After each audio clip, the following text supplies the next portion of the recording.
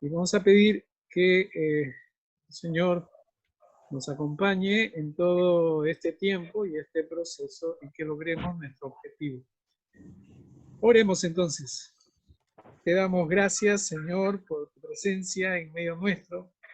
Gracias porque haces posible que nuevamente nos encontremos para seguir aprendiendo tu palabra, una palabra viva, eficaz, práctica, con mucha profundidad en nuestra vida y que nos enseña a vivir el Evangelio. Gracias por el llamado que tú nos has hecho al ministerio y por abrirnos también el campo, las puertas para ejercerlo. Te doy gracias, Señor, por tu siervo, por tu sierva, y por quienes se van a acoplar también. Gracias por la vida de José Cuya, por la vida de Carlos, por la vida de Alejandrina, por la vida de Joel y por la vida de José Brice. Gracias por la posibilidad del ministerio del pastor Timoteo, que sirve, Señor, con mucha dedicación en este ministerio de la educación teológica. Y gracias por el experto. Te pedimos todas estas cosas en el nombre de Jesús. Amén. Amén. Muy bien. Qué bueno que Joel ya entró. Que no fue a las 8, sino antes. Qué bueno. Bienvenido, Joel. Estamos el grupo ya casi completo. Tenemos el objeto de estudio es el libro de Apocalipsis. Después tendré las propuestas más elaboradas. Lo que vamos a tener en estas 8 sesiones, de cual esta es la primera. Les voy a compartir una estructura del texto. Aquí, en esta estructura, lo voy a achicar para que vean todo el conjunto. Está en una sola página. Después lo voy a agrandar. Miren ustedes, tenemos los 22 capítulos de Apocalipsis, ¿no? ¿Está? Los 22 capítulos de Apocalipsis, Apocalipsis 1.1 al 22.21. No doy mayores explicaciones porque ya venimos en muchos cursos juntos, así que vamos al grano. Apocalipsis 1.1 al 22.21 y el libro de Apocalipsis 1.1 al 22.21, los 22 capítulos, es nuestro objeto de estudio. Cómo leer el libro de Apocalipsis e interpretar el libro de Apocalipsis de tal forma que nos sirva al ministerio, por supuesto. Voy a reducir para mirar el conjunto y tenemos entonces la primera parte, que es el prólogo, 1 al 3, y la última parte, que es el epílogo, 22, 6 al 21. Es decir, termina con los últimos versículos, que va hasta el 6 hasta el 21, más o menos como 15 versículos, pero comienza en el 1.3. Ahora lo vamos a ver cómo comienza y cómo termina. Entre medios, según la estructura que nos presenta Hugo Bani en su libro Apocalipsis, que es un comentario, les voy a dar la bibliografía, divide al Apocalipsis en 2 partes fundamentales. Como ustedes pueden ver ahí.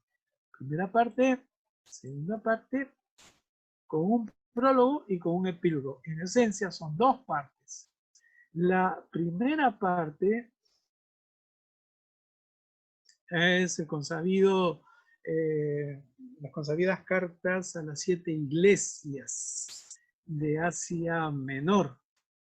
Entonces, después de una breve introducción a la liturgia, en el curso de escatología decíamos que la propuesta que nos hace Juan Stan, que también ha escrito un comentario de 4 tomos sobre Apocalipsis, propone hacer la lectura de Apocalipsis, leerla desde una lectura litúrgica. como que el libro Apocalipsis es una gran liturgia, ¿no? Y después de hablar de la experiencia del Cristo resucitado, entra a, del 2.1 al 3.22 a las cartas a las iglesias, hablando acá, que son una carta a Éfeso, Esmirna, a Pérgamo, a Tiatira, a Sardis, a Filadelfia y a Laodicea, repartidos entonces como hemos visto aquí. Cada una de estas cartas tiene ciertas características propias referidas a la característica que tenía cada una de estas iglesias, que presumiblemente es del primer siglo, a fines del primer siglo, que es cuando se escribe el libro de Apocalipsis. Una segunda parte, bien, una segunda parte entonces, que va del 4.1 al 22.5, 4.1 al 22.5, a su vez está repartida en 5 partes. El capítulo 4 y 5, los hechos que van a suceder según Bani, una segunda parte, capítulos 6 y 7, la revelación progresiva del significado de la historia de los 7 sellos. Una tercera parte, la historia de la salvación se pone en movimiento, sección de las trompetas. Una cuarta parte, el choque entre el bien y el mal llega a su cima, las 3 señales. Y una quinta parte, la conclusión de la historia de la salvación, la condenación de la prostituta y el triunfo de la esposa. Leído de esta forma, y si no conocemos el libro del Apocalipsis, estos títulos no nos dicen nada, o nos dicen muy poco, en realidad. Tendremos que entrar en el texto para comprender y tener una idea de lo que trata el libro, que enseguida vamos a ver y vamos a leer, por supuesto, ¿no? Y esta es la división que nos presenta Hugo Bani. Este es nuestro objetivo de estudio. Vamos a ver cómo comienza el prólogo y cómo termina el epílogo, para que nos dé una idea, ¿no? Vamos a ver aquí. Tengo el texto en la Reina Valera del 95.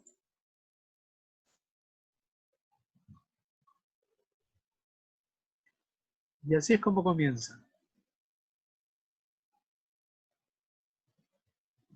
A ver, aquí quisiera una ayuda de uno de ustedes.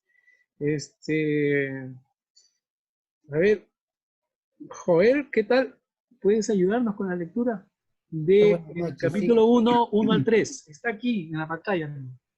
Ya, pastor, ahí va. Apocalipsis del capítulo 1, versículos del 1 al 3. La revelación de Jesucristo. La revelación de Jesucristo que Dios le dio para manifestar a sus siervos las cosas que deben suceder pronto. La declaró enviándola por medio de su ángel a su siervo Juan, el cual ha dado testimonio de la palabra de Dios, del testimonio de Jesucristo y de todas las cosas que ha visto. Bienaventurado el que lee y los que oyen las palabras de esta profecía y guardan las cosas en ella escritas, porque el tiempo está cerca. Bien, noten entonces cómo se comienza este libro de 22 capítulos. Se comienza diciendo de lo que se trata. ¿De qué se trata? Se trata de la revelación. ¿De quién? De Jesucristo. La palabra en griego que se traduce por revelación es precisamente Apocalipsis. Por eso es que en algunas Biblias No se le llama Apocalipsis, sino se le llama revelación. Más en las Biblias inglesas, de habla inglesa, las Biblias traducidas al inglés, aparece como Revelation, ¿no? Revelación, o le llaman el libro de las revelaciones. Pero precisamente por el título, por el prólogo, que como ya sabemos, por la práctica que tenemos en la lectura de los textos, como comienza un texto de la antigüedad, es como se le va a llamar, y prácticamente ahí está su título, ¿no? El encabezamiento. Ahora, esta revelación, entonces, ¿de quién es? No, el de Jesucristo. Pero Jesucristo, a estas alturas, cuando se escribió, ya resucitó y ascendió a los cielos, lo sabemos, por hechos de los apóstoles. Él ascendió a los cielos, entonces ya está resucitado. Ahora, ¿cómo se ha revelado Jesucristo? ¿Ah? Para, en este caso, su siervo Juan. Para su siervo Juan. ¿Cómo? Y aquí se dice que Dios le dio para manifestar a sus siervos. ¿Quiénes son los siervos? Se debe entender que los creyentes de ese tiempo.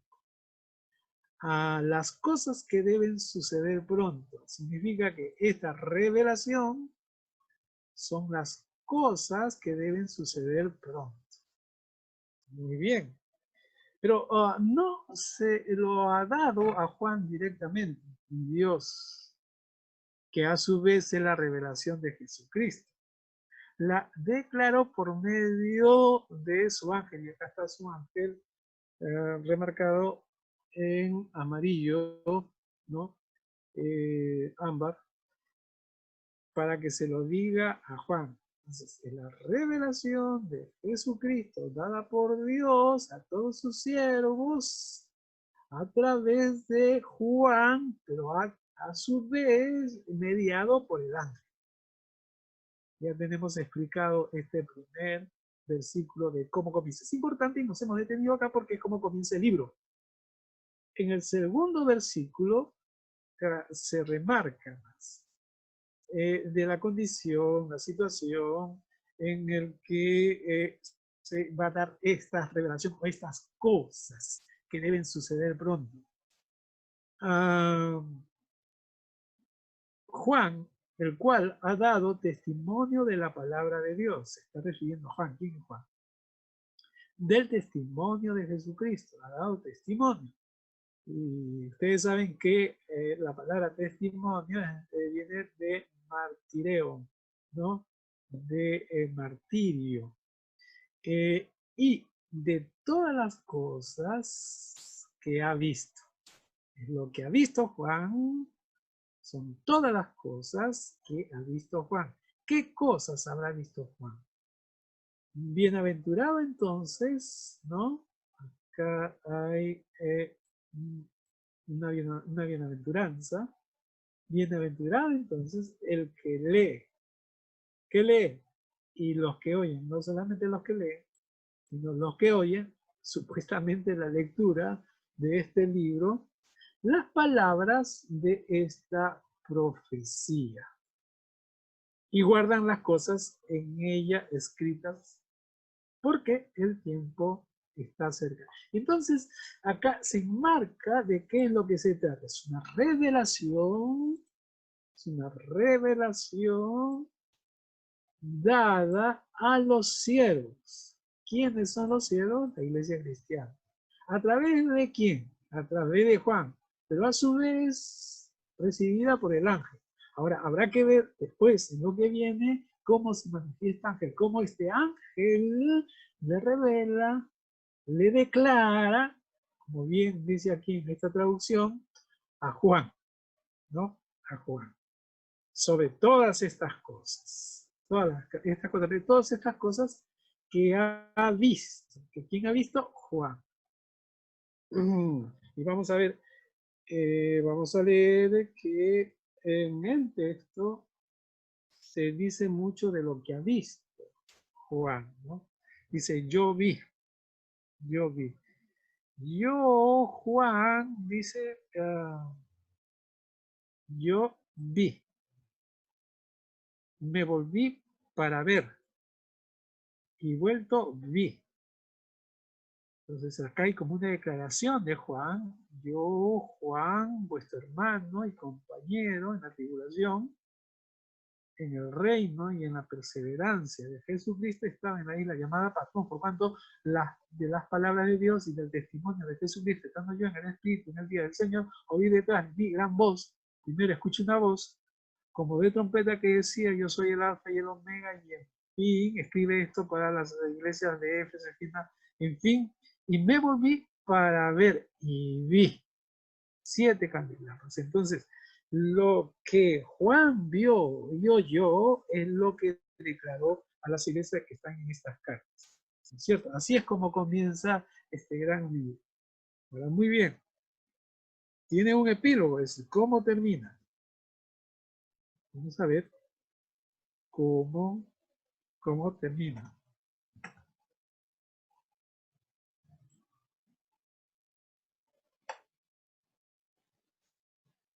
Bien, vamos a ver.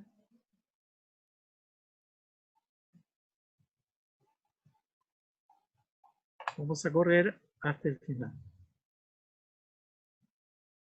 Y este es el epílogo, del 6 al 21. Vamos a ver. Vamos a achicarlo un poco para leer completo. Ahí está.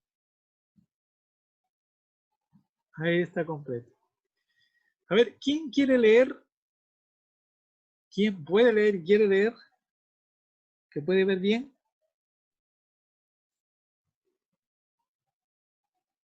A ver, ¿qué tal si lo lees, Alejandrina? ¿Ves bien? Ok, pastor. Me dijo, estas palabras son fieles y verdaderas. El Señor, el Dios de los espíritus de los profetas, ha enviado a su ángel para mostrar a sus siervos las cosas que deben suceder pronto. Vengo pronto. Bienaventurado el que guarda las palabras de la profecía de este libro. Yo, Juan, soy el que oyó y vio estas cosas. Después que las hube oído y visto, me postré a los pies del ángel que me mostraba estas cosas, para adorarlo. Pero él me dijo, mira, no lo hagas, pues yo soy consiervo tuyo, de tus hermanos los profetas y de los que guardan las palabras de este libro. Adora a Dios. Y me dijo, no selles las palabras de la profecía de este libro, porque el tiempo está cerca. Él es el que es injusto, sea injusto todavía. El que es impuro, sea impuro todavía. El que es justo, practique la justicia todavía. Y el que es santo, santifíquese más todavía. Vengo pronto, y mi galardón conmigo, para recompensar a cada uno según sea su obra. Yo soy el alfa y la omega, el principio y el fin, el primero y el último. Bienaventurados los que lavan sus ropas para tener derecho al árbol de la vida y para entrar por las puertas en la ciudad. Pero los perros estarán afuera, y los hechiceros, los fornicarios, los homicidas, los idólatras y todo aquel que ama y practica la mentira. Yo, Jesús, he enviado a mi ángel para daros testimonio de estas cosas en las iglesias. Yo soy la raíz y el linaje de David, la estrella resplandeciente de la mañana. El espíritu y la esposa dicen, ven. El que oye diga, ven. Y el que tiene sed, venga. El que quiera, tome gratuitamente del agua de la vida. Yo advierto a todo aquel que oye las palabras de la profecía de este libro. Si alguno añade estas cosas, Dios traerá sobre él las plagas que están escritas en este libro. Y si alguno quita de las palabras del libro de esta profecía, Dios quitará su parte del libro de la vida y de la santa ciudad y de las cosas que están escritas en este libro. El que da testimonio de estas cosas dice, ciertamente vengo en breve. Amén, ven Señor Jesús. La gracia de nuestro Señor Jesucristo sea con todos vosotros. Amén. Gracias. Entonces, ahí tenemos el texto leído. Y así como hemos visto, así como hemos leído al inicio, hemos tratado de comprender lo que se dice al inicio, tratemos también de comprender lo que dice ahora al final, ¿no? A ver un minutito para ver qué es lo que dice. Bueno, comencemos entonces. Se dice ahí, me dijo.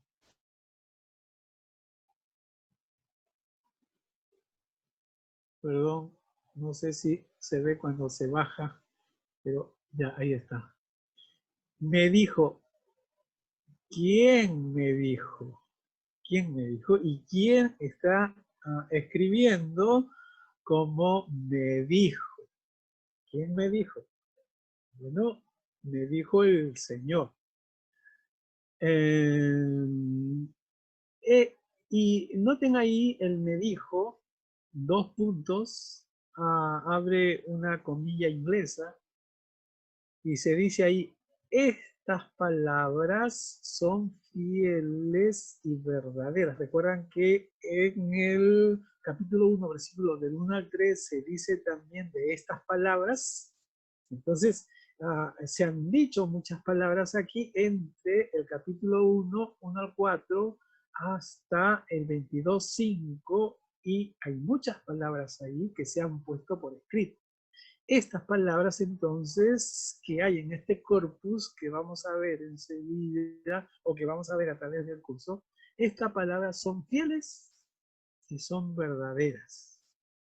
El Señor, el Dios de los espíritus, de los profetas, ha enviado su ángel para mostrar a sus siervos las cosas que deben suceder pronto. Recuerdan que en el inicio también se dice que estas revelaciones son las que se dan a sus siervos. ¿Quiénes son los siervos? Es la iglesia de ese momento.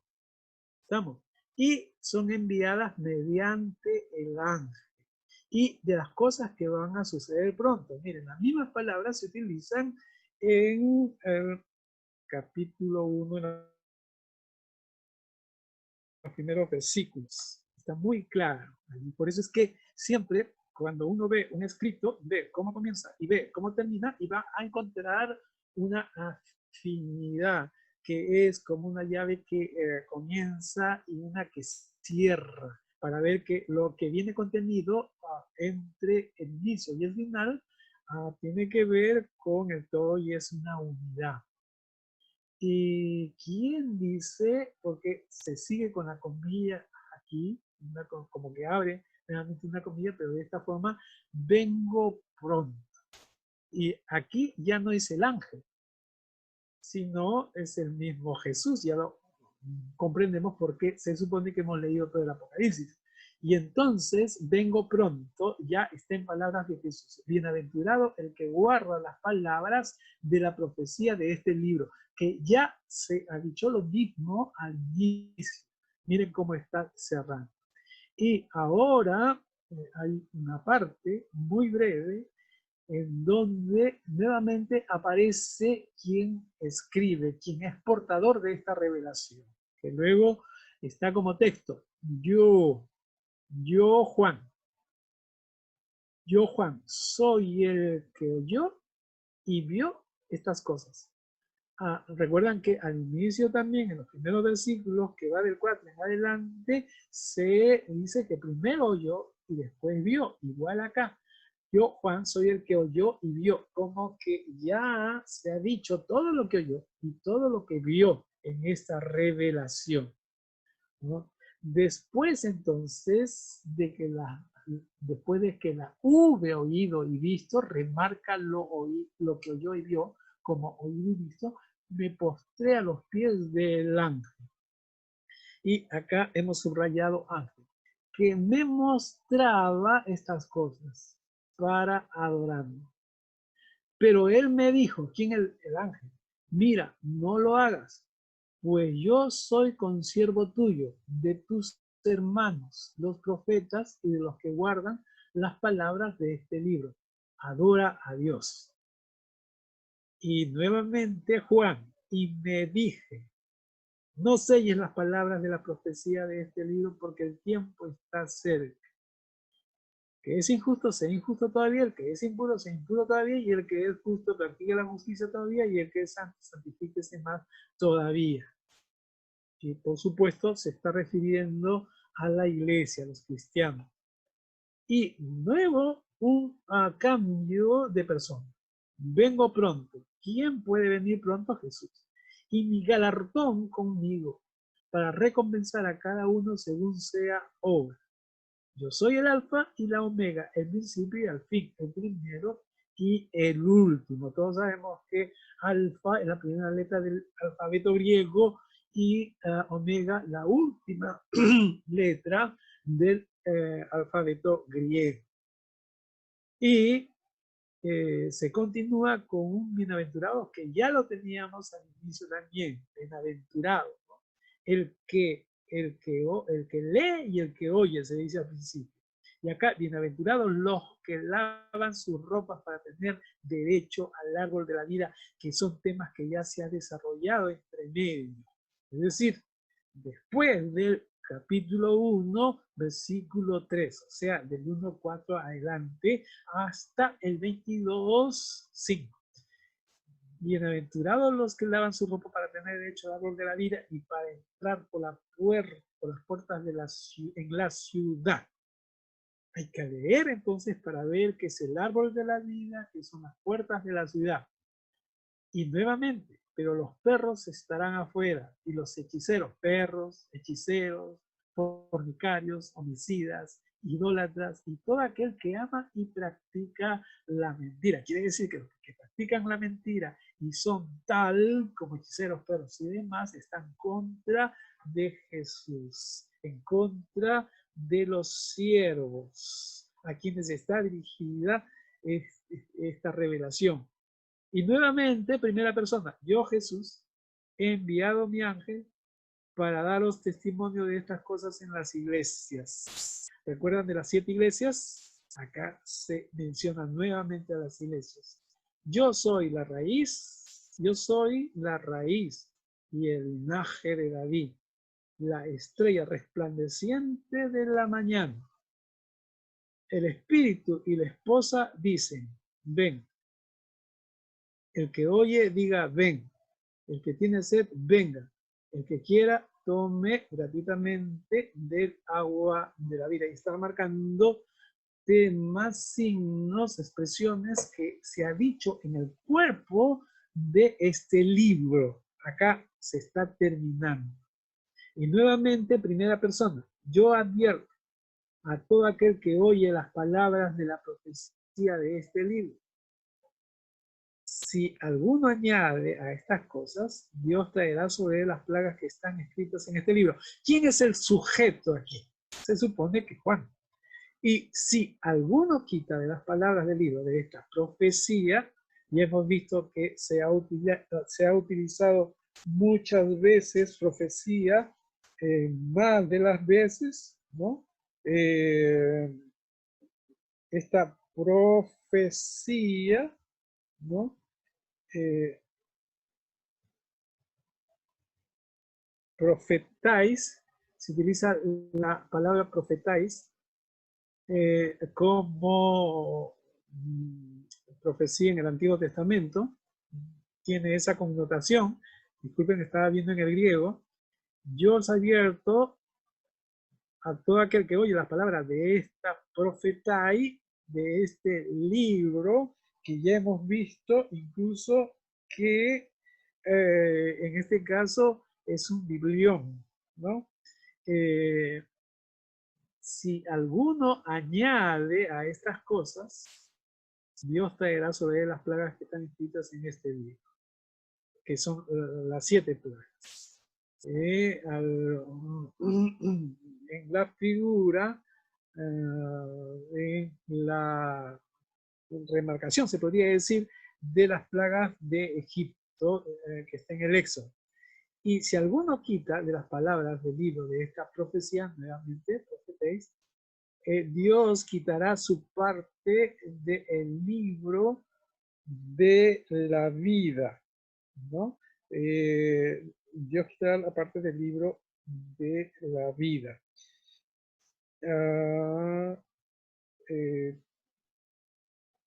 Estoy buscando aquí a qué se refiere con este libro de la vida, que es nuevamente biblión, ¿no? Y y vida, eso es, que es más que la vida biológica. Y de la santa ciudad y de las cosas que están escritas en este libro. Se remarca las cosas que están escritas en, en este libro. Y termina, el que da testimonio de esta cosa dice, ciertamente vengo en breve. Amén, ven Señor, amén. Ven Señor Jesús. La gracia de nuestro Señor Jesucristo sea con todos vosotros. Amén. Noten cómo el cambio de persona. El que da testimonio de estas cosas dice, ciertamente vengo en breve. ¿Quién más puede decir, quién más puede ser el que da testimonio de estas cosas? Dice, ciertamente vengo. ¿Quién es el que viene? Jesús, ¿no es cierto? ¿Estamos? Para no pensar que estoy solo, hablando solo. A ver. Sí, profe, lo estamos escuchando. Sí. Disculpe. Ya. Ahora lo grande. Ahora, el que da testimonio de esta cosa dice, ciertamente vengo en breve.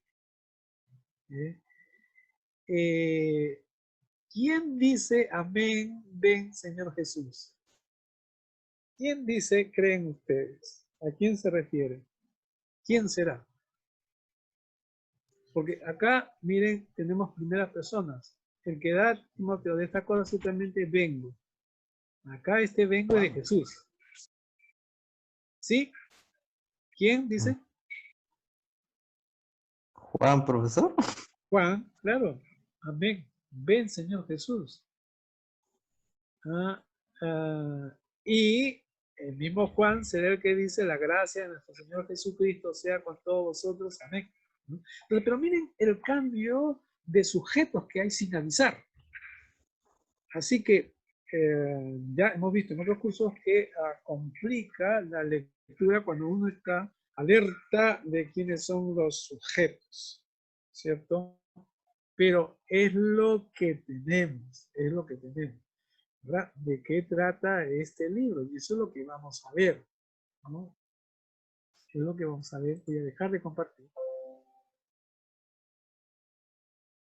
Muy bien.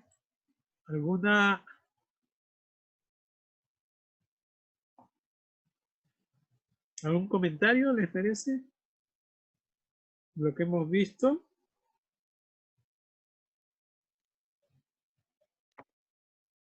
Hemos comenzado y ya hemos terminado el libro de Apocalipsis. Hemos visto cómo inicia y cómo termina. ¿Qué hay entre medio? Pastor Daniel, quería preguntar algo. Carlos. Sí, si la redacción de este libro de Apocalipsis fue en un solo momento, tuvo varios autores, hay una comunidad que escribe el libro, pues que se recopilan varios textos y se unifican. ¿Qué nos puede decir de esto? Bueno, quienes han estudiado el texto miran que hay una unidad, digamos, es un mismo estilo. Presumiblemente tiene de fondo una sola mano, digamos así. Por supuesto que haber pasado por mucho sin un control, posiblemente se ha redactado mejor, pero sin perder su sentido original, por supuesto. Yo no he hecho el estudio crítico textual del texto, no podría decir, pero a grandes rasgos tiene una unidad. Por eso es que no se discute sobre una sola mano y hay quienes lo adjudican a un personaje llamado Juan, que no necesariamente es el evangelista, o a quien se adjudique el Evangelio de Juan, o a quienes se adjudican las cartas juaninas. Ustedes saben que hay discusión ya en el plano académico de probar la autoría de un personaje, ¿cierto? Los libros bíblicos se asumen a diferentes personajes, pero no necesariamente son los autores totales y completos de los libros. Pero eso no le quita para nada su fuerza, su inspiración, sino que hay que saber mirarlos, nada más. Así sería, ¿no? Bueno, entonces, ahora vamos a ir a presentar entonces, a hacer una introducción al libro de Apocalipsis y no vamos todavía a presentar el texto, más bien a ver una introducción al texto, ¿no? Voy a compartir entonces. Bien.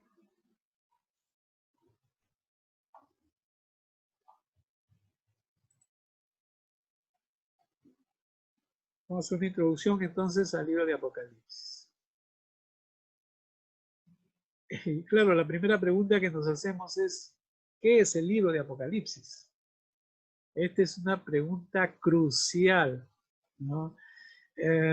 Porque según como veamos al libro de Apocalipsis, el entendimiento que tengamos del libro de Apocalipsis, si ya partimos de que el libro de Apocalipsis adivina el futuro, bueno, esa va a ser nuestra mirada al libro de Apocalipsis. Así que no tengamos un preconcepto y asumamos lo que vamos encontrando en el texto mismo. Ciertamente es una revelación. Ahora hay que ver qué tipo de revelación. Además se dice esta profecía, qué tipo de profecía es, de las cosas que acontecerán, pero por otro lado, de las cosas que vio Juan, también se nos ha dicho ahí. Recuerden el texto, ¿no? Ahora, si estamos errados en la naturaleza del libro, vamos a estar errados también cómo lo vamos a manejar, ¿no? Y la propuesta que hacemos para entrar al libro es más bien en aseverar lo que sí nos da seguridad. Es decir, ¿qué no es el libro de Apocalipsis? ¿Sí? Más que decir qué es, vamos a decir que no es.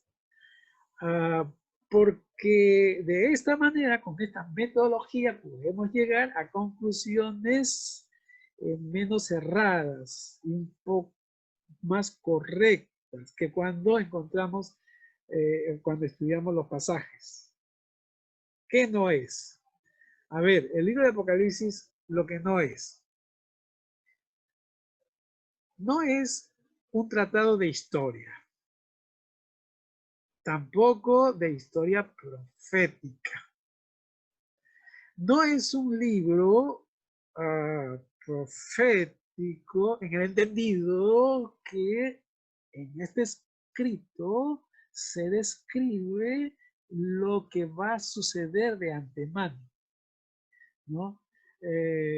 Y por supuesto, como hay un lenguaje simbólico, se ha dicho, se ha tratado de entender a todas luces que es un lenguaje secreto, que hay códigos escondidos, ¿no? Y donde están los detalles de la historia futura del mundo.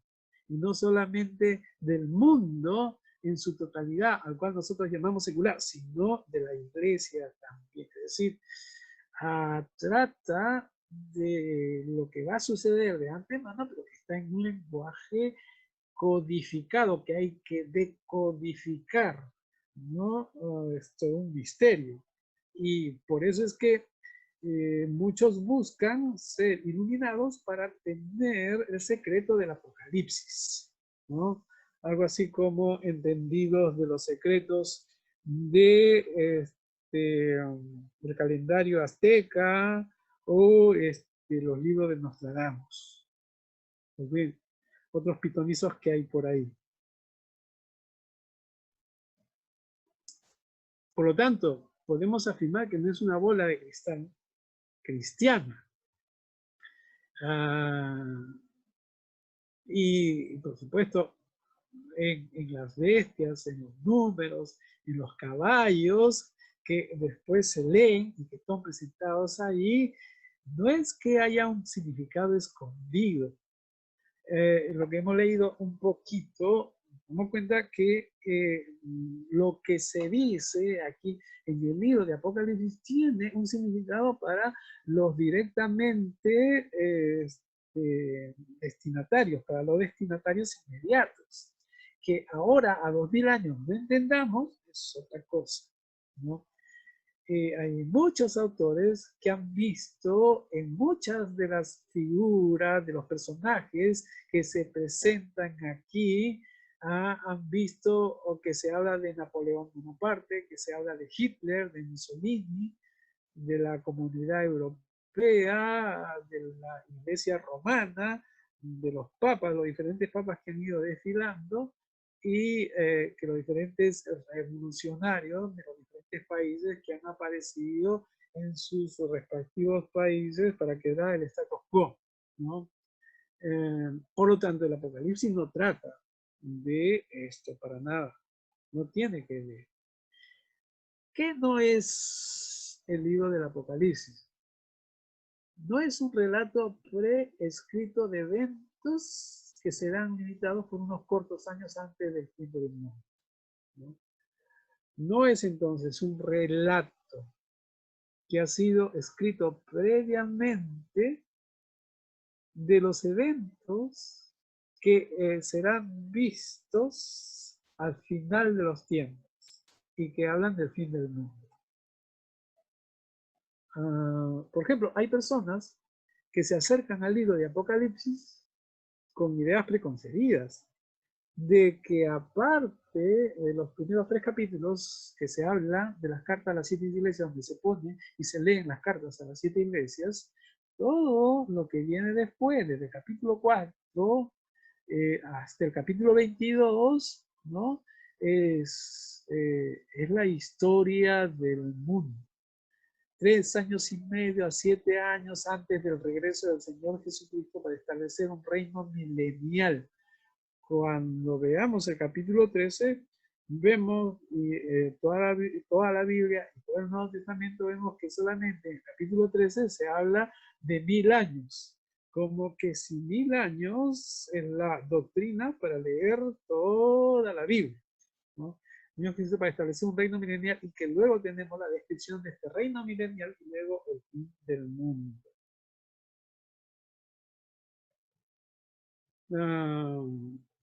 Hay un error entonces en concebir al Apocalipsis de esta manera. Porque este libro no se enfoca solamente en 7 años antes del fin del mundo. Y por otro lado, que 7 años es simbólico. No tiene que ver con lo que está pasando en la realidad de las 7 iglesias a las cuales se refiere Juan y con quienes juntamente con él han sufrido el martireo, ¿no? Es decir, el martirio, y han sido testigos de las cosas que han sucedido y de lo que han visto también. Y que Juan lo reafirma viendo la visión que tiene, la revelación que tiene. En los capítulos 1 al 3, por ejemplo, el Apocalipsis es un libro de revelación escrito en lenguaje pictórico que pertenece a un género literario conocido como apocalíptica o apocalíptico. La palabra apocalipsis, y acá estamos entrando por supuesto un poco a los conceptos, que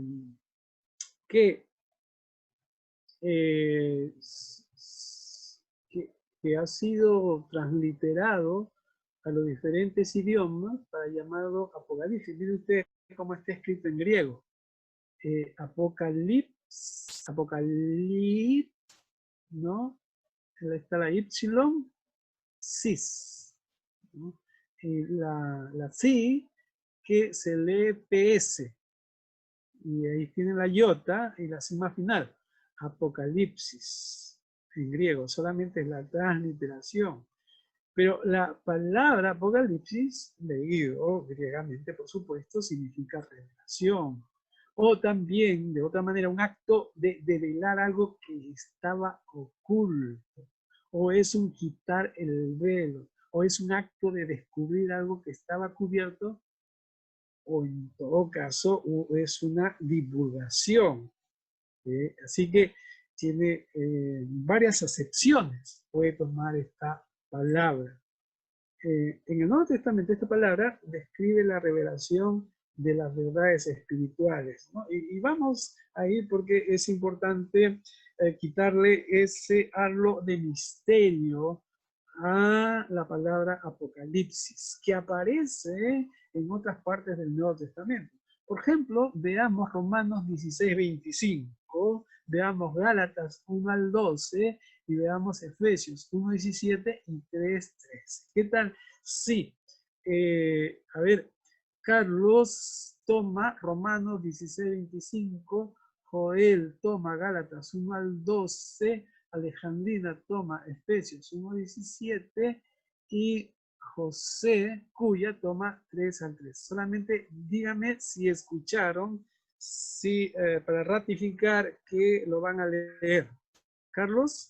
¿Sí? Sí, lo escuchamos. Joel.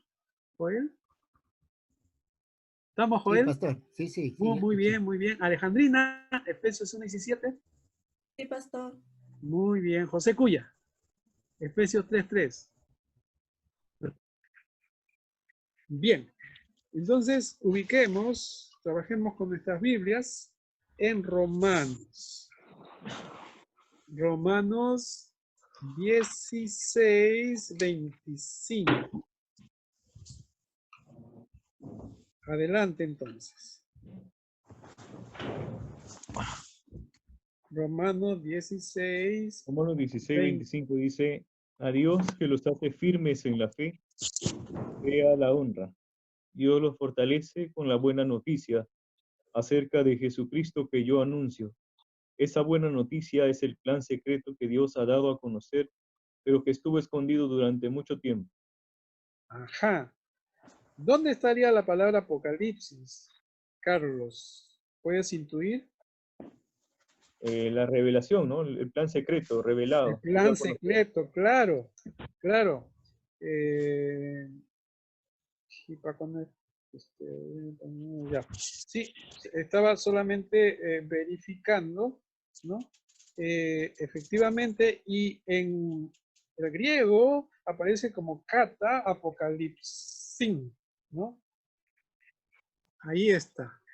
Entonces aparece la palabra, solamente que no es traducida esta palabra en nuestras versiones como revelación. En este caso, tenemos plan secreto. Y bueno, veamos otras versiones cómo traducen, ¿no? Yo tengo aquí una versión que traduce como designio secreto. Y otra que dice revelación del misterio. Revelación del misterio. A ver, Gálatas.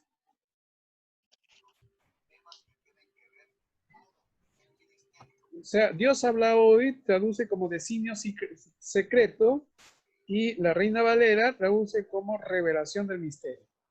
Muy bien, a ver, veamos entonces Gálatas. Gálatas 1:12.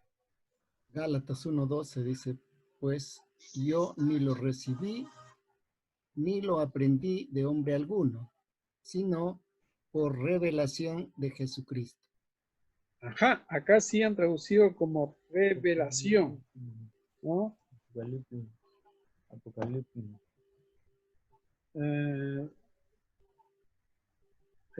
Dios habla hoy traduce, me lo dio a conocer. Ni por asomo uno adivinaría que aquí está la palabra Apocalipsis. Pero ahí está la palabra Apocalipsis. En el griego se puede verificar muy bien. Dice Apocalipseos, Apocalipseos Jesús Cristo. Bueno, a ver, Efesios 1:17. Efesios 1:17, Alejandrina. Amén. Para que el Dios de nuestro Señor Jesucristo, el Padre de gloria, os dé espíritu de sabiduría y de revelación en el conocimiento de Él. Ah. ¿Y dónde estaría aquí, entonces? De revelación en el conocimiento de Él. De revelación, ahí está la palabra, ¿no es cierto? Por revelación. Y en el caso de Dios habla hoy, traduce igual, revelación. Acá sí pone revelación. Así como aparece en el Apocalipsis, ¿no? Esto que se ha revelado, la revelación. Podría haberse traducido lo que se da a conocer. A ver, José Cuya, ¿cómo te va a ti con Efesios 3:3? A ver, que por revelación me fue declarado el misterio, como antes lo he escrito brevemente. Nuevamente aparece la palabra Apocalipsis, kata apocalipsin, ¿cierto? Y tanto Dios habla hoy como la Reina Valera traduce como revelación. Quizás otras versiones puede ser que no traducen como revelación, que se da a conocer, y vemos que lo importante aquí es el sentido. Y entonces, ¿qué expresa esta palabra cuando es usada en otros libros del Nuevo Testamento? Una verdad espiritual, eso, ¿no? Y no hay algo de misterio. Pero como aquí en el libro de Apocalipsis, que es el libro de revelaciones, que así se le ha puesto el nombre, como es un libro escatológico y no podía ser de otra manera, tenía que expresarse o comunicar el mensaje de Dios a través de un lenguaje encubierto para los que no eran cristianos.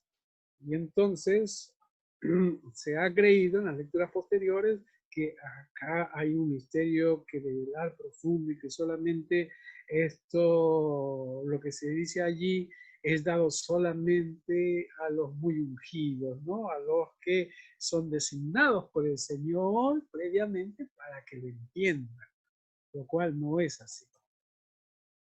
El libro, como ya hemos visto, tiene el título de Revelación de Jesucristo, es decir, es un apocalipsis de Jesucristo. ¿Cierto? Es lo que tenemos. El libro de Apocalipsis, ¿en qué consiste? En revelar. ¿Qué se revela? Es una revelación, pero esa revelación para nada está buscando que sea confuso, al contrario, tenía que ser claro. Pero el tema aquí es claro para quiénes. Para la iglesia de ese momento. En este caso, en primer lugar, porque lo dice el mismo texto para las 7 iglesias. Y está, como ya hemos dicho al inicio, está en una forma o género litúrgico que engloba todo el libro de Apocalipsis. ¿Qué es el libro de Apocalipsis entonces a partir de lo que no es? Es un libro de imágenes, no es una prosa. No tenemos una prosa, sino imágenes. En todo caso es un lenguaje profético, con imagen, con símbolos, que da un poco para ser un arte de la expresión literaria, ¿no? al ser un libro de revelación, su lenguaje es un lenguaje pictórico, ¿no? Miren, ya que ustedes tienen acceso rápido, ¿qué significará pictórico? A ver si buscan, ¿no? ¿Qué significará lo pictórico? Voy a bajar acá para vernos un poco. Ahí nos vemos. Ahí está. Acá nos vemos. ¿Pueden buscar qué significa pictórico? En sus diccionarios googleanos, googleen pictórico, pictográfico, picture. Dice de la pintura o relacionado con ella. O sea, son a través de cuadros, de imágenes. Son imágenes que uno lo puede recrear en su mente, en su entendimiento. Fíjense ustedes que la memoria es una memoria que uno tiene memoria auditiva, uno tiene memoria visual, uno tiene memoria, ¿cómo se podría decir? De lo que recuerda, de la reflexión, en fin, ¿no? No me acuerdo en este momento cómo se dice, pero la memoria es amplia. Igualmente, el lenguaje pictográfico es cuando se habla por cuadros, se habla por figuras, por pinturas. Y así es como está escrito el libro del Apocalipsis. Y el género apocalíptico, la apocalíptica, a través del curso vamos a dar algunas pinceladas sobre el género de la apocalíptica, se vale del lenguaje pictórico.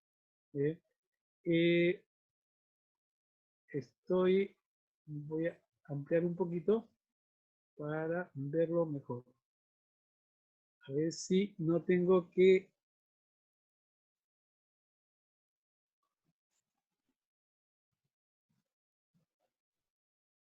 Muy bien. Ahí está. ¿Pueden ver ahí la diapositiva? Sí vemos, pastor. ¿Sí se ve bien? Sí, más o menos. No necesariamente tienen que seguirme en la lectura, pero más o menos para que quienes pueden sí. Entonces, decíamos que es un lenguaje pictórico. El Apocalipsis. Ya saben que Apocalipsis es igual que decir revelación, ¿no es cierto? Es la traducción de Apocalipsis, del griego Apocalipsis. Bueno, revelación entonces es un género literario apocalíptico, es decir, se vale de una forma de expresar, de decir un mensaje. Se vale de este lenguaje en forma de imágenes, que son de figuras, que son de ilustraciones, y que revelan las realidades espirituales que vive Juan, que vive la comunidad de las iglesias, de las 7 iglesias en Asia Menor, y Juan en Patmos, ¿no? Y de la iglesia de ese momento, de ese tiempo. La pregunta es, ¿qué estaba viviendo la iglesia de ese momento y ese tiempo? Recuerden que estamos en la introducción del libro de Apocalipsis. Hay alguna literatura que se han escrito de esta manera. Por ejemplo, El progreso del peregrino, que es de Bunyan. Bunyan, un escritor. Es un libro muy leído en el siglo, a comienzos del siglo XX, desde el siglo antepasado. También hay libros judíos apocalípticos como el libro de Enoc, o las Unciones de Moisés, o en el mismo libro Daniel, o grandes partes de Ezequiel, o 8 al 14 de Zacarías, por ejemplo. ¿Qué contienen estos libros? Aparte del Apocalipsis, que por supuesto el Apocalipsis se expresa de esa manera. Visiones que describen mediante figuras lo que el profeta está viendo. ¿Qué está viendo el profeta? Es lo que el profeta conoce en su experiencia, pero en su experiencia objetiva vivida, pero en su experiencia profunda también, de cómo entiende el mundo o cómo, vamos a ponerlo así, Dios le hace sentir el mundo, las experiencias, ya sea objetivas o subjetivas, que tiene el revelante, en este caso el profeta, ¿no? Utiliza figuras, símbolos, pero de tal forma que los que le escuchan puedan entender, porque de nada sirve que yo tenga una experiencia, y estoy poniéndome en el caso de los profetas o del mismo Juan, y diga de tal forma que los demás no me van a entender. Que hablan a los destinatarios, ¿no? Si yo tengo destinatarios quechuas y yo les hablo en inglés, no me van a entender. Algo parecido sucede a nivel de los símbolos. El que ha recibido la revelación tiene que traducir lo que ha recibido, lo que está viendo, para que los demás le comprendan. Y luego ha pasado a la escritura, a conformar el texto que nosotros leemos, ¿no? Un libro, entonces, ¿qué es el Apocalipsis? Es un libro de imágenes, no de prosa. Y podemos tener ejemplos. Acá voy a poner toda la pantalla para ver mejor. Muy bien.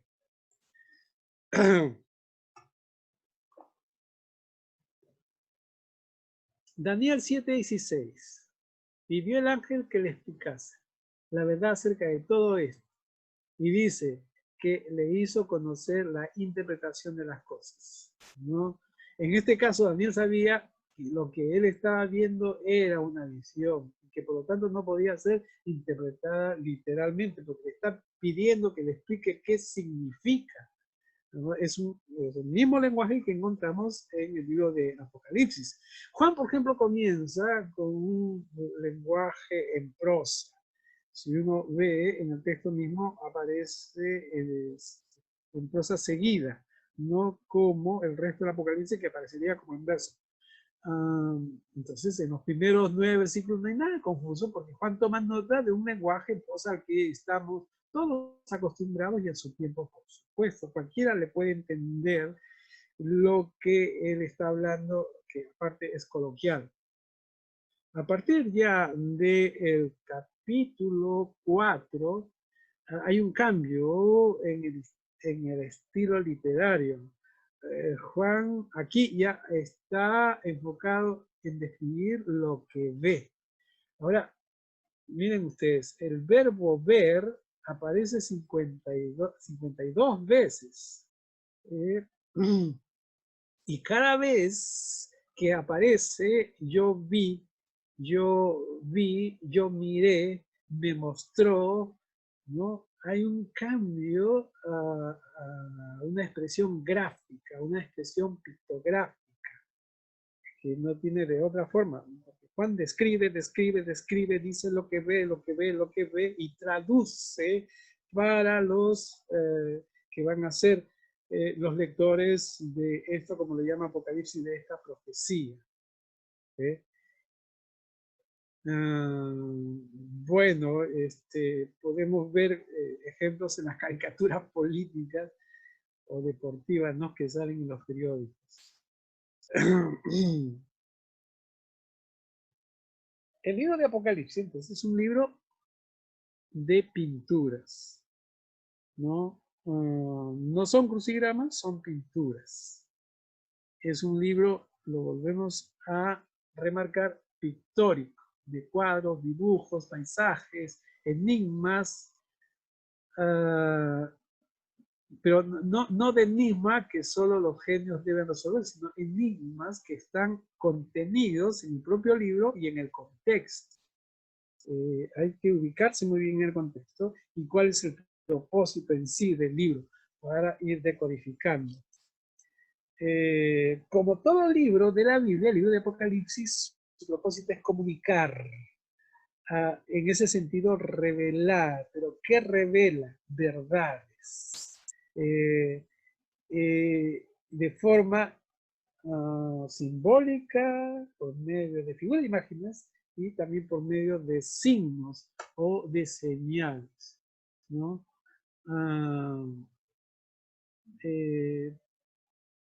Poitres decía, del libro de Apocalipsis, ¿no? Dice, suponte que comienzo a estudiar el libro preguntando, ¿qué significan los pies como de oso en Apocalipsis 13:2? Donde se dice pies de oso. Si comienzo por este detalle e ignoro el cuadro general, estoy metiéndome en problemas. Dios está en el centro de Apocalipsis 4 al 5. Debemos comenzar con él y con los contrastes entre él y sus oponentes satánicos. Si en vez de eso tratamos de armar un crucigrama de detalles, es como si tratáramos de utilizar un cuchillo agarrándolo por el filo en lugar de sujetarlo por el mango. Estamos comenzando por la punta equivocada. Apocalipsis es un libro de imagen, no es un libro de crucigrama. No trates de resolverlo. No te preocupes por los detalles aislados, más bien sumérgete en el todo de la historia que describe. Alaba al Señor, ovaciona a los santos, detesta a la bestia, aguarda por la victoria final, ¿no? Este lo escribe Ben Poitres en the Turning allí to the Book of Revelations. Un comentario al libro de Apocalipsis, de un inglés, ¿no? ¿Qué tenemos en ¿qué tenemos después? Que el Apocalipsis es una extensa carta con un libro corto enviado a 7 iglesias, ¿no? Por el año 95. Hay un gran consenso en entender que, o de proponer todo el contenido del libro de Apocalipsis en relación a cómo comienza. ¿Cómo comienza? ¿Cómo comienza? Juan a las 7 iglesias que están en Asia. Gracia y paz a vosotros de parte de lo que es y que era y que ha de venir, de los 7 espíritus que están delante de su trono y de Jesucristo, el testigo fiel, el primogénito de los muertos y el soberano de los reyes de la tierra, al que nos ama, nos ha lavado en nuestros pecados con su sangre y nos hizo reyes, sacerdotes para Dios su Padre. A él sea la gloria e imperio por los siglos de los siglos. Amén. Eso es lo que tenemos, ¿no? Y dice ahí, bienaventurado el que lee y los que oyen. Ahora, se sabe que las cartas eran leídas en las iglesias. Si uno interpreta desde nuestro contexto, no va a atinar y apuntar en forma precisa, porque en ese tiempo no era la realidad que nosotros tenemos ahora, que todos tienen sus Biblias y todos pueden leer, y la mayoría, por no decir que un 99% saben leer, por supuesto los que están aprendiendo. Por lo tanto, las cartas aquí eran leídas en las iglesias. Prueba de ello tenemos cuando llegaban las cartas a la comunidad de Tesalónica o de Colosenses, que se decían que después de leída la carta, pásensela a otras iglesias, y la de las otras iglesias que se las presten para que sea leída en sus comunidades, ¿no? A sus comunidades. Al final de Colosenses vemos cómo se daba esta instrucción, o cómo Pablo daba esta instrucción. cómo se hacía por los estudios que se han hecho, históricos y arqueológicos. Uno de los hermanos o de los pastores designados para leer la carta la debía leer delante de toda la congregación. Por eso el bienaventurado el que lee y bienaventurados los que oyen, ¿no? El destinatario, ya sabemos que dice Juan a las 7 iglesias que están en Asia. Note que no dice a las iglesias del final de la historia, sino a las iglesias, a estas 7 iglesias que son de Asia Menor, ¿no? Son mencionadas. Éfeso, Esmirna, Pérgamo, Tiatira, Sardis, Filadelfia y la Odisea. Y históricamente se puede corroborar de estas iglesias, por supuesto, ¿no? Sin embargo, sus principios nos aplican a nosotros, por supuesto, porque es toda la palabra de Dios. Apocalipsis es un libro enviado por un apóstol exiliado o exilado a iglesias que estaban experimentando gran conflicto y sufrimiento. Este apóstol se mueve en ese contexto, en esas iglesias. El versículo 9 lo dice muy bien, el 1:9 lo dice muy bien. Dice, yo Juan, vuestro hermano, fíjense cómo se presenta como vuestro hermano, es decir, como vuestro adelphois o adelphos, como está en el texto, copartícipe vuestro en la tribulación. Copartícipe vuestro en la tribulación, ¿no?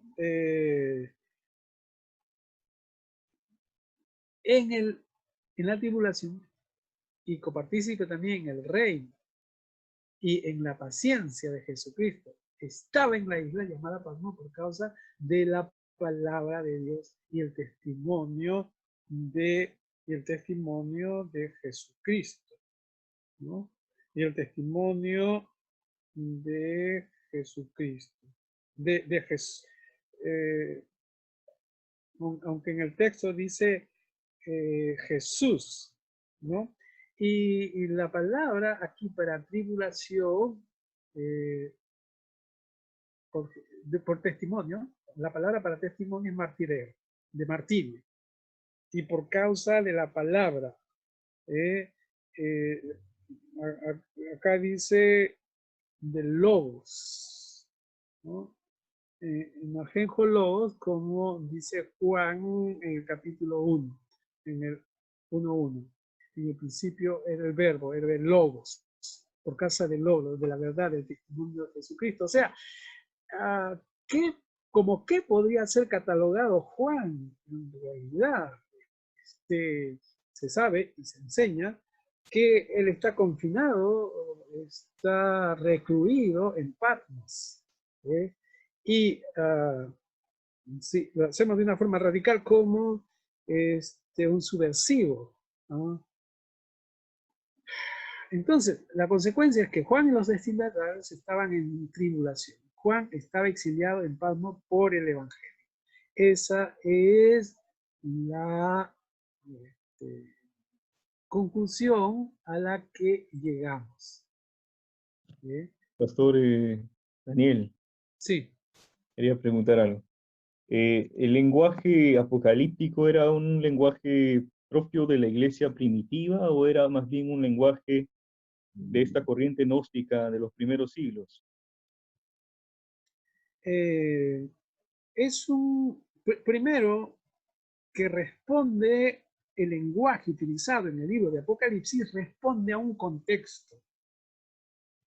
¿Cuál es el contexto que obliga a expresarse así? O sea, es una realidad vivida por la iglesia en ese momento. Y la realidad vivida en ese momento, pongámoslo así, lo pongo en mis palabras, de una violentación a la iglesia, de una violentación a los que siguen a Jesucristo por causa de la ética cristiana, por la causa de la ética del reino de Dios y su justicia. Saben ustedes que yo siempre expreso el reino de Dios juntamente con la justicia, aunque aparece solamente en Mateo, reino de Dios y justicia en un pasaje. Pero he visto la predicación de Jesús, que es la predicación del establecimiento del reino de Dios y todo lo que significa para el bien de la humanidad, es a lo que reacciona el imperio de ese momento, del primer siglo. Si vemos la historia vivida por esta primera iglesia hacia el año 70, usted sabe que al año 70 después de Cristo se destruyó nuevamente el templo y comenzaron ya la violencia contra los judíos, es decir, el hostigamiento contra el judaísmo por el Imperio Romano, hacia el 130 o 33, 32 por ahí, después de Masada, de la masacre en Masada, que más fue un suicidio colectivo, antes que caer en las huestes romanas, prefirieron suicidarse los judíos, que era el último baluarte que quedaba de estos heroicos judíos defensores de su pueblo, de su etnia, de su fe, ¿no? A partir del 130, de esa década en adelante, ya se exilió, se expulsó a todos los judíos de Israel, de Jerusalén.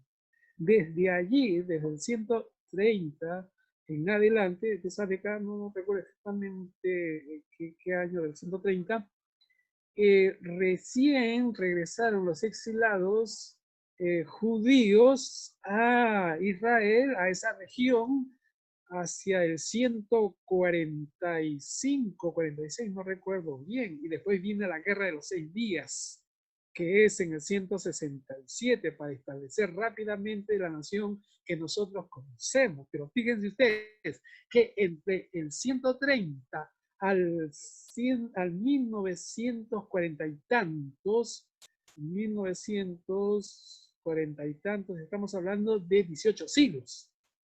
O sea, 18 siglos que los judíos no estuvieron en estas tierras. Ya las tierras no les pertenecen, ya es otro grupo humano que está ahí, que es el caso de los palestinos, por ejemplo, del mundo árabe. Pero esa es otra historia, ¿sí? Y entonces, fíjense ustedes que desde el año 70 ya va con fuerza. Antes de eso y más o menos por ahí el incendio que propicia Nerón en Roma, que es culpado a los judíos juntamente con la iglesia cristiana. Entonces hay todo un hostigamiento. Y la iglesia cristiana, que ya hacia 70 y después se separa, hace lo posible porque no lo vinculen o no los confundan con los judíos, porque en un primer momento las primeras generaciones cristianas eran judíos porque la iglesia comenzó en Jerusalén, de ahí en Judea, después en Samaria y después al norte llega a Asia Menor y a todas partes. De todas maneras, nació dentro del judaísmo y entonces los líderes prominentes e importantes fueron judíos a un inicio. Pablo mismo era de origen judío, pero un ciudadano romano, y poco a poco, pero de todas maneras la iglesia estaba muy identificada. Y a la iglesia ya, al propiciar una ética del reino, iba contra el poder, el criterio, la ética y, en fin, la religión romana, ¿no? Entonces, cuando hay una situación de ese tipo, no hay otra forma de comunicación que es mediante el lenguaje simbólico. No hay otra forma. Y los cristianos decodifican, entienden en ese momento a qué se refiere. Entonces, todas estas expresiones que nosotros conocemos bien por el Apocalipsis, a ver, mencionemos y ayúdenme, por favor, la bestia, el dragón, ¿qué más? No importa, figuras positivas o negativas, el anticristo,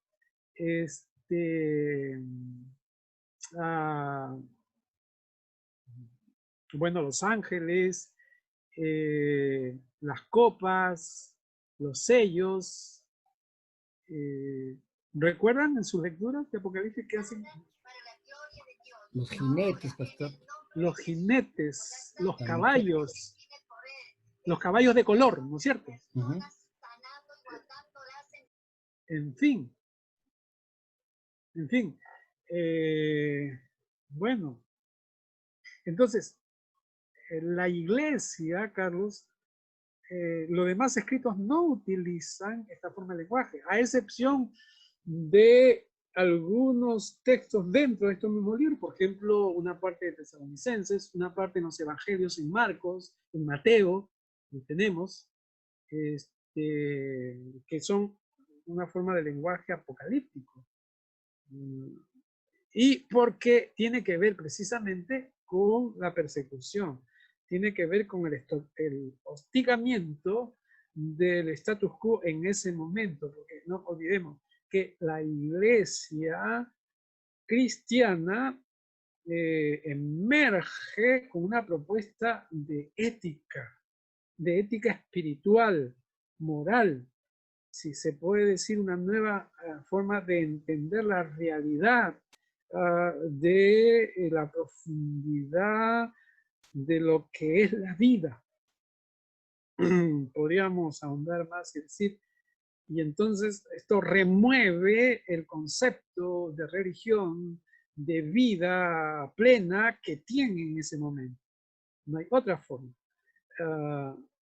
Ahora, este lenguaje ya se había utilizado antes de Jesucristo, precisamente cuando el pueblo judío sufre la persecución, sufre la violentación, el hostigamiento de los imperios, en ese momento de los seleucidas, ¿no? Antíoco IV Epifanes, por ejemplo, es el mayor anticristo de ese momento y de ese tiempo, la mayor bestia de ese momento y de ese tiempo. Y en la expresión de Daniel, igual, ¿no? De esa estatua de 4 momentos, de 4 partes, ¿sí? Que expresa muy bien los imperios que se fueron sucediendo uno a otro, pero que ahora se tiene muy bien comprendido porque ya nosotros leemos desde 2000 años después, o más de 2000 años después. Hemos comprendido y hay mucho estudio. Eso es lo que podría decir.